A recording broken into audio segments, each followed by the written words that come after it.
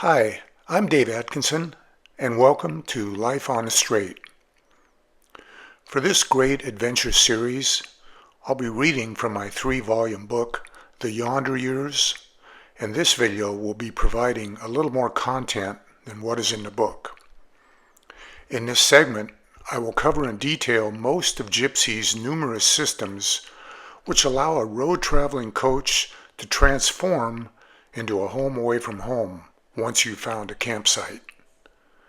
It is longer than my other videos to date, but that's because there is a lot of information to share. Information that might come in handy should you decide to follow in our footsteps on your own motorhome adventure. Thank you for following Life on the Straight, and if you enjoy this content, please subscribe to this channel, which is free.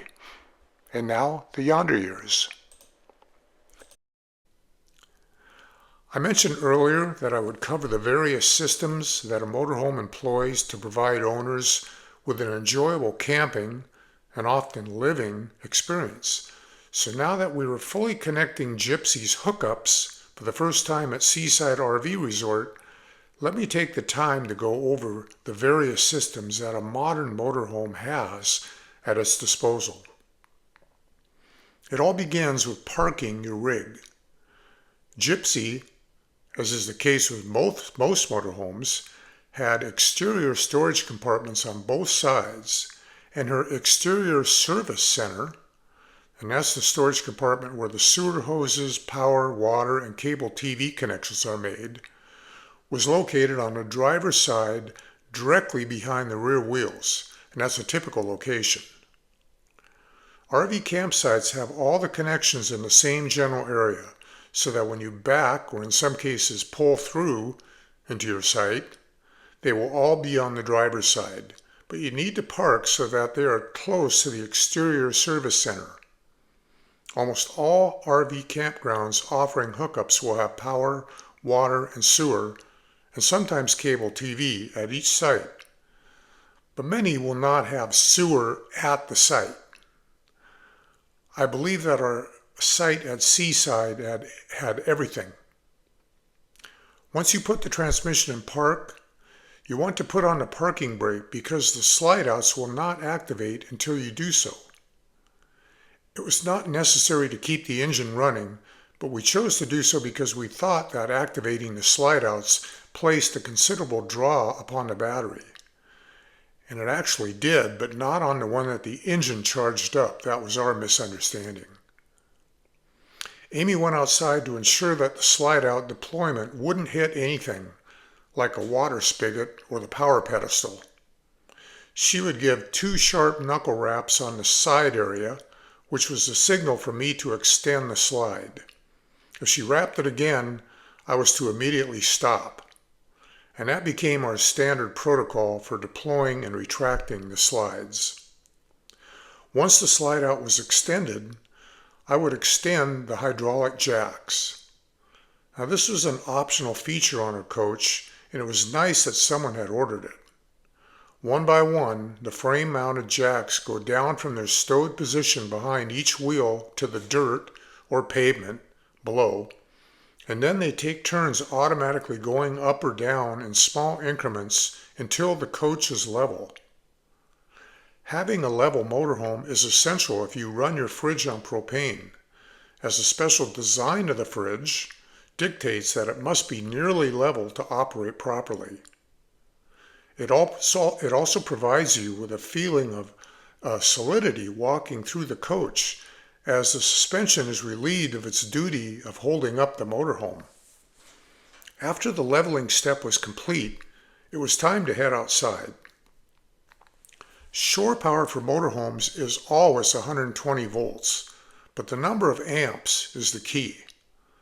The higher the amp rating, the more stuff, and I should say the more power-hungry stuff, you can run. Gypsy used a somewhat thick, and that's thicker than a household extension cord, 30 amp cord, and to ensure that we could reach a campsite's power pedestal that might be a bit further away than normal, we also purchased a 30 amp extension cord. Now, bigger and newer motorhomes commonly connected to 50 amp shore power using an even thicker code. But not all RV campsites had hookups that could accommodate them. So 50 amp rigs would almost always carry a 30 amp to 50 amp adapter cord. And the reverse could also happen. A 30 amp coach would be in a campsite with only a 50 amp power pedestal. In that case, they would carry a 50 amp to 30 amp adapter, which we happen to carry with us. Now finally, at the bottom end of the scale, and this is what we used in our driveway at home, there were the 15 amp to 30 amp, or opposite, adapter cords. Most of the time, but not always, a campsite's power pedestal included a circuit breaker switch. After ensuring that the switch was in the off position, I'd plug in Gypsy's 30 amp cord and then flip the switch to the on position. You typically hear a little clunk sound as power flows into the coach's circuitry. If the fridge had been running on propane during the trip, it would automatically switch over to electric, shutting off the propane. Next came the sewer connection. RVs carry two waste tanks, one from the toilet, which they call black water, and one from the shower and sinks, which they refer to as gray water. When I was crouched down outside of Gypsy's exterior service center, and this is typical in most RVs, I could see thick black plastic pipes coming out of each tank and merging into a single outward-facing black pipe ending with a large screw-on cap. At the base of each tank were plunger-like valves, each ending with a T handle. The plungers were both pushed all the way in, and they stayed that way until it was time to empty the waste holding tanks. These were both good-sized tanks. Gypsy's black water tank held 41 gallons, and her gray water tank held 57 gallons. And a typical round outdoor garbage can holds 32 gallons as a comparison. Before we left on our little trip, we made sure that we had purchased not just a flexible and expandable plastic sewer pipe, but also a second sewer pipe extension if the campsite's sewer hookup was too far away for the initial pipe to reach. We also bought what is called a caterpillar. That's a collapsing and adjustable rack that stretches out and cradles the sewer pipe, gently sloping it from where the pipe exits the coach to where the pipe ends next to the ground level pipe. And that's typically covered by a screw-on plastic cap or a spring-powered lid when not in use. The final piece of the sewer puzzle is the L-shaped adapter that accepts the horizontal flow from the coach's sewer pipe and turns it towards the vertical as it enters the ground pipe. Most connections are known as bayonet type fittings. They fit together and then twist to seal the plastic pins into the receiving slots. The L-shaped adapter screws into the ground level pipe. One might think that once the sewer pipes have been connected and sealed, you would next open the tank's plunger valve so that any of your future black and gray water goodness flows immediately into the campsite's sewer system. And that would be a mistake. With the tank's valves open, all the campsite sewer system's odors are free to make their way up and into your RV. Basically, it will stink to high heaven. The proper way is to fill up your rig's holding tanks, and when needed, and there are gauges inside that give you a rough estimate of how full the tanks are, then go outside and drain them. And there is a proper sequence for that as well. You pull the plunger on the black water tank first, and when you hear and see in the movement of the sewer pipe that it is empty, leave that plunger open and then open the plunger to the gray water tank. Because you left the black water valve open, some of the gray water will rush backwards into the black water pipes and tank, somewhat cleaning them out. After both tanks are empty, push both plungers back in again. I mentioned above about the holding tank gauges.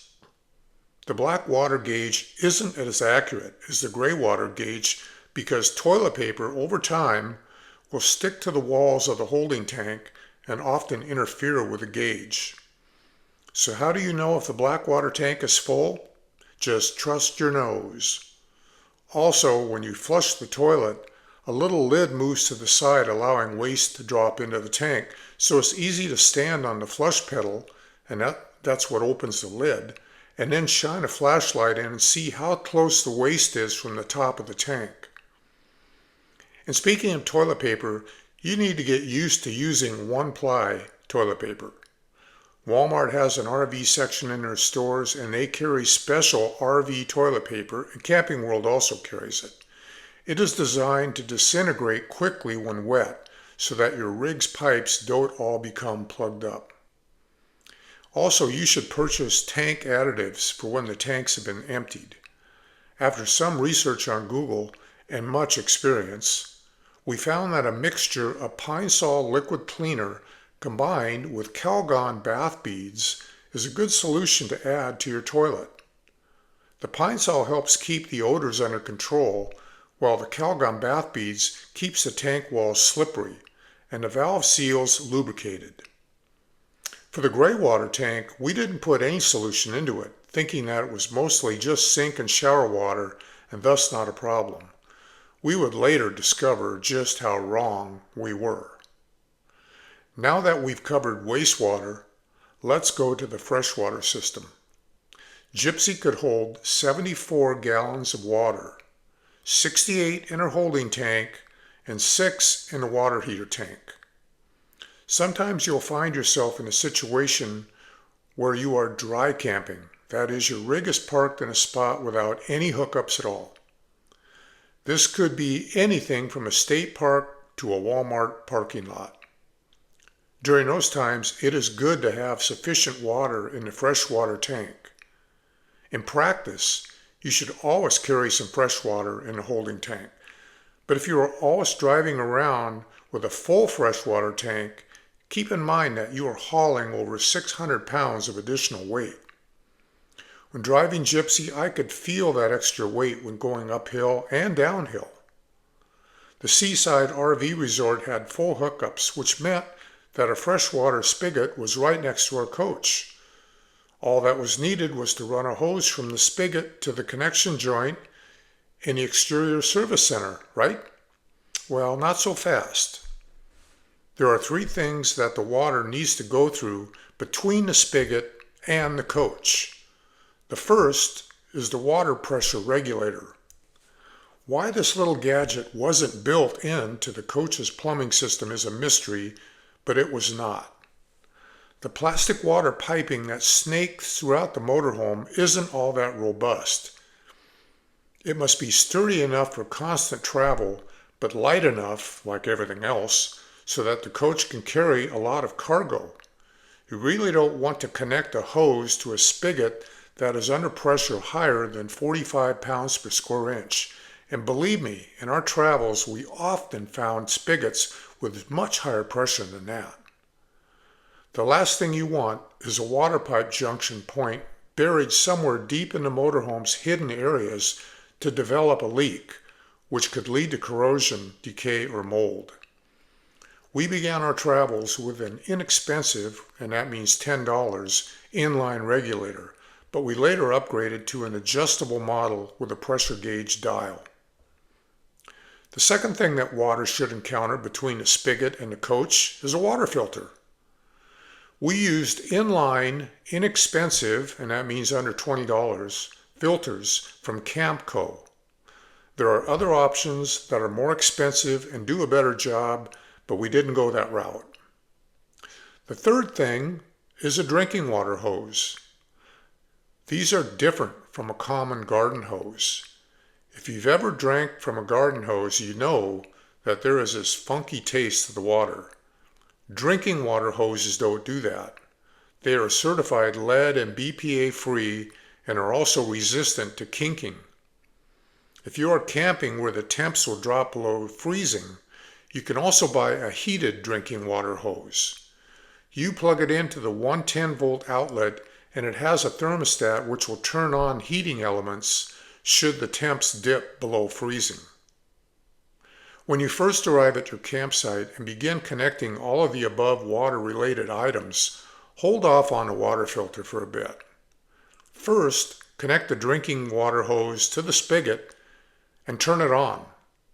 You'll be surprised just how dirty the water is until it runs for a minute or so. Then turn it off and connect your water filter. There's no sense plugging up a water filter with sediment that you can just flush out by running water straight out of the hose for a bit. When you connect the drinking water hose to your rig, there is a valve that first needs to be turned to the correct setting. It is right next to where the hose connects. When the valve is turned to the setting tank fill, the water goes into the freshwater holding tank. If you overflow the tank by accident, a relief hose will allow excess water to spill out onto the ground beneath the coach. The other valve position on Gypsy was labeled normal. When you hook up the RV campground's water supply to your coach, normal is the position that the valve should be in. This allows the RV resort's water supply to pressurize the system within the coach and bypass the coach's water pump. When you are not connected to city water, and that's the common designation for water supplied by the campground, the coach's pump keeps the lines pressurized. When you turn on a faucet, the pump automatically kicks in and runs until you turn off the faucet using water from the freshwater holding tank. The water pump runs off the batteries, so the coach's engine doesn't need to be running for the pump to work. Now, before we button up the exterior service center, there is one more thing to connect. You should carry a length, and that is from 10 to 15 feet, of standard coax cable. If you have a satellite dish or cable TV at home, then you should be familiar with it. If your campground offers cable TV, the power pedestal is usually where you find the female connector. Just screw in your coax cable to that connector and then to a similar connector in the service center. With Gypsy, her previous owner installed TV was newer than what shipped from the factory, but there was no cable box or remote, so we just extended the roof-mounted TV antenna, rotated it one way and then the other to try to pick up a signal, and watched whatever we were able to bring in from the airwaves. The bottom of the exterior service center has two plastic cap-like adapters. One tightens up around the power cable where it exits the coach, and the other tightens up around the sewer line, water hose, and coax cable as they all exit the coach. The goal is to keep rodents out of the service center compartment. Once everything is secure, the door closes tightly over the compartment, and you can lock it if you choose to. Depending on the weather, you might also deploy the awning. Gypsy's awning extended out over the passenger side of the coach, providing shelter, especially over the entrance door, from rain and sun. Because of the winds in the area, we chose not to extend it out, nor did we lay out our big plastic mat and lawn furniture. Propane is the final thing you need to know about. Gypsy's 18-gallon bottle was located behind an external storage compartment door on the passenger side near the rear of the coach. That's quite a bit of propane. The white bottles that you see at a convenience store or Home Depot hold 5 gallons. There is a gauge inside the coach, and that's back near the bathroom where all other controls and gauges are at, but I would always trust the gauge on the tank itself to tell me how full it was. There is a big knob on the tank for shutting the supply on or off for the coach, but we would typically leave it on because the fridge used it to keep our food cold while we were underway. The fridge had controls to turn it on or off, to manually tell it to use propane, or to go with automatic mode, which is where we left it. And that's unless we needed to turn it off while we filled up with gas or propane. With it set to auto, as soon as I connected Gypsy to shore power, the fridge stopped running on propane and switched over to electricity. The water heater didn't have an auto feature. It was either off, on with propane, on with electricity, or on with both. While underway, we would switch it to off, and after we were on shore power, we changed it over to on with electricity. The furnace also used propane, and we turn it off while underway and then on while we were all settled in. Gypsy didn't have any electric heating source, so if we wanted to stay warm, we needed the furnace to run on propane. We brought a little electric space heater with us to save on propane use. The oven and cooktop used propane. In order to use the oven, I had to ignite the pilot light. The temperature knob in the oven had a setting for pilot, and when it was turned on to that setting, it could be pushed in, which caused propane to flow out through a tiny valve in the oven. I'd use one of those long propane matches to reach inside to light the pilot. This is a hands and knees job to find and hold the propane match flame next to the pilot valve while I was pushing in the oven knob and ensuring that the pilot stayed lit. And once it was lit, I'd turn the oven knob to the temperature that we wanted. At that time, the flame from the pilot would spread to the main burner assembly, and I'd close the door and let the oven get hot. There was no warning once the oven reached the temperature that I set. We'd just run it for 15 minutes or so and wing it. After we finished using the oven, we would turn it off instead of leaving it run in a pilot setting. That just wasted propane. It was easier to light the pilot each time we used the oven. The cooktop was much easier. We just turned it on to the light position and an electric spark would ignite the appropriate burner, similar to a gas stove in your home. Our cooktop had 3 burners, and when not in use, a black metal hinged lid could be closed over it, giving us a little more counter space. Whenever we would use the oven or cooktop, we would first open the ceiling vent in the kitchen area and turn on the fan. The cooktop had a hood with a vent fan directly above it, and we would sometimes use that fan as well. This would allow the propane fumes to vent out of the coach, plus bring in fresh oxygen from outside that the propane flames consumed. We didn't have to worry about that with a fridge, hot water heater, or furnace, as the flames that they used were all sealed from indoor areas, and they all vented to the outdoors. For safety, a propane sensing detector was mounted under the fridge close to the floor. Let's say that the oven was turned on but the pilot light somehow went out, or you turned on a cooktop burner without first using the light setting.